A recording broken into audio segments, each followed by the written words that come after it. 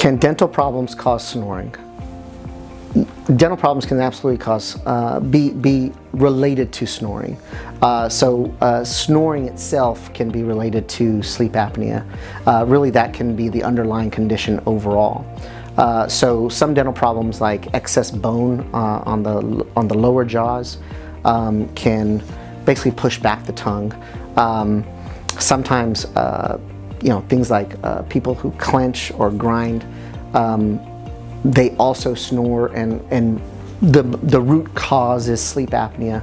So a lot of these issues are kind of related to what's called sleep apnea. Sleep apnea is where our bodies really are not getting enough oxygen as we sleep, and so our mouth will compensate to try to get oxygen.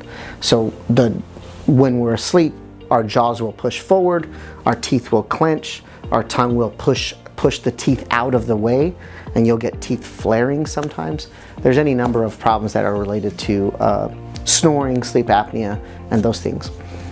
Fortunately, there are appliances and solutions that can help reduce some of those problems.